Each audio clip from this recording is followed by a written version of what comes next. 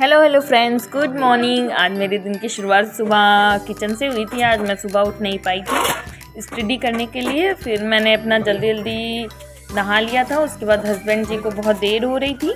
आज मैं सो के देर में उठी थी तो इसलिए मेरा सब काम लेट ही हो गया। और अभी मैंने पूजा भी नहीं की थी और हस्बैंड जी कचहरी जा रहे थे तो फिर मैंने उनके लिए जल्दी जल्दी चाय और बंद और हलवा भी बना दिया था। उन्होंने खा के वो चले गए थे। फिर मैं उसके बाद पूजा करने जाऊंगी क्योंकि पूजा करने लगती तो फिर पूजा में देर हो जाती।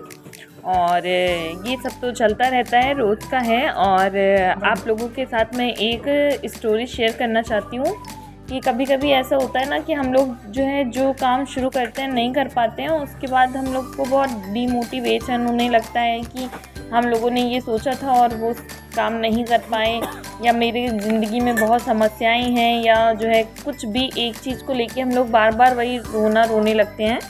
तो सबसे पहले मैं शुरू करना चाहती हूँ कि एक बहुत फेमस बाबा जी होते हैं। तो वो एक गांव में आए हुए होते हैं। तो उस गांव में जितने भी उस गांव में निवासी होते हैं सब बाबा जी के पास आते हैं और सब अपनी अपनी समस्याएं उनसे बोलते हैं कि बाबा जी मेरी लाइफ में ये है, मेरी ज़िंदगी में ये है। सबका वो समाधान बताते हैं। और एक महीने ऐसे ही बीत जाता है। उसके बाद जब देखो तब सब समस्याएं लेके ही आते हैं। तो बाबा जी बड़े परेशान कि अब क्या किया जाए। तो वो सबको बुलाते हैं और एक सभा का आयोजन करते हैं। बोलते हैं सारे जितने भी गाँव वासियों को है सबको बुलाया जाए। सब लोग आते हैं तो बाबा जी एक चुटकुला सुनाते हैं। तो वो सब लोग खूब हंसते हैं। दूसरे दिन फिर वही सभा बुलाई जाती है और उसी सभा में फिर से बाबा जी वही चुटकुला सुनाते हैं। तो उसमें से कुछ लोग हंसते हैं और कुछ लोग नहीं हंसते हैं। ऐसे ही फिर तीसरे दिन बाबा जी वही चुटकुला सुनाते हैं तो उसमें से बहुत लोग नहीं हंसते हैं।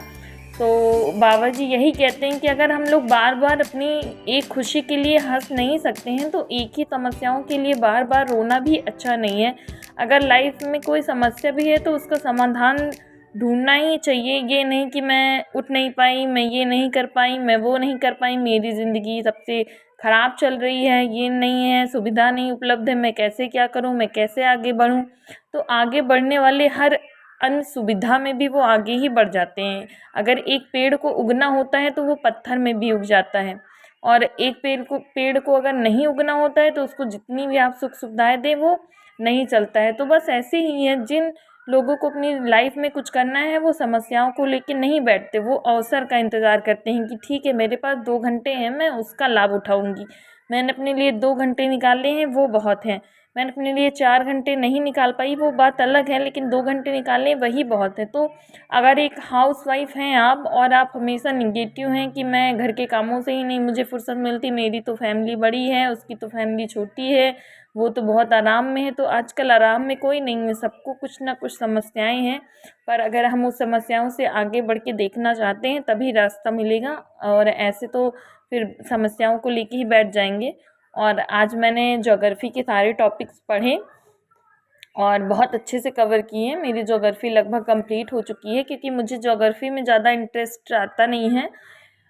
इसी वजह से मैंने पहले उसको कंप्लीट किया, क्योंकि जिसमें इंटरेस्ट है वो तो पढ़ने का मन करता है, पर जिसमें नहीं है वो कंप्लीट कर लेती हूँ ना तो मुझे बड़ा अच्छा लगता है।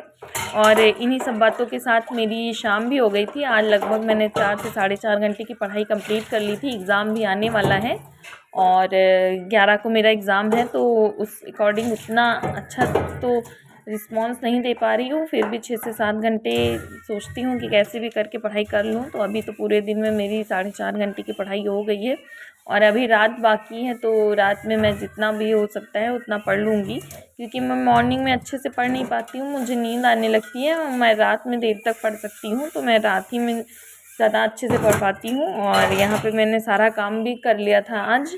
और इन्हीं सब बातों के साथ बस आपको भी मोटिवेट करना चाहती हूँ कि अगर आपकी लाइफ में कोई भी परेशानी है तो उसको किनारे करिए और अपने लिए समय निकालिए। अपने लिए समय ये देखिए कि मैं क्या कर सकती हूँ इस समय में। कुछ भी मोटिवेशन आपकी लाइफ में होना बहुत ज़रूरी है। तो उसके लिए सबसे पहले तो आप ये कर सकती हैं कि अपने माइंड को मोटिवेशन करने के लिए सबसे पहले तो उसको वो चीज़ें दिखाइए जिससे पॉजिटिव एनर्जी आती है। अगर आपने मोबाइल भी खोला और उसमें 50 चीज़ें सब्सक्राइब कर रखी हैं तो आपका मन भटकने लगता है। तो आपको जिस रास्ते पे जाना है, अगर आप जो भी स्किल है वो चीज़ अपने मोबाइल में सब्सक्राइब करिए कि मोबाइल आप खोलें तो आपको अच्छी ही चीज़ें, जैसे मेरे मोबाइल में है तो मैं पढ़ाई से रिलेटेड चैनल सब्सक्राइब करती हूँ, तो मैं मोबाइल जब खोलती भी हूँ तो पढ़ाई वाले ही वीडियो दिखाई देते हैं, तो फिर मुझे लगता है कि यार हाँ मैं टाइम वेस्ट कर रही हूँ, सबसे पहले मैं इसी को देखती हूँ, तो मैं इधर उधर भटकती ही नहीं हूँ। तो वैसे भी अगर आप में जो भी स्किल है उससे रिलेटेड चैनल सब्सक्राइब कर लीजिए कि अगर आप मोबाइल भी खोलेंगी ना तो फिर आपको ये लगेगा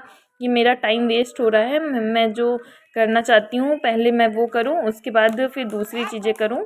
और यही सब बातें हैं। और उसके बाद फिर से मैंने जो है अपना शाम में सारा काम करने के बाद मैंने जो है ज्योग्राफी के जो भी मैंने टॉपिक्स पढ़े थे उनके मैं जो है सॉल्व कर रही थी क्वेश्चन, क्योंकि बहुविकल्पीय सॉल्व करना बहुत ज़रूरी है। जब हम MQs लगाते हैं तो पता चलता है कि थ्योरी से जो भी हम लोगों ने पढ़ा है वो हम लोग कितने % सॉल्व कर पा रहे हैं, कितने क्वेश्चन उससे बन रहे हैं और कैसे कैसे टॉपिक से क्वेश्चन बनता है। क्योंकि हम लोग पढ़ तो बहुत कुछ लेते हैं लेकिन जब उसके क्वेश्चंस बनाने होते हैं तो हम लोगों को बहुत ज़्यादा कन्फ्यूज़न होता है कि ये सही है ये सही है। तो आज मैंने, और आप लोगों को वीडियो थोड़ा सा भी अच्छा लगा हो तो लाइक करें, सब्सक्राइब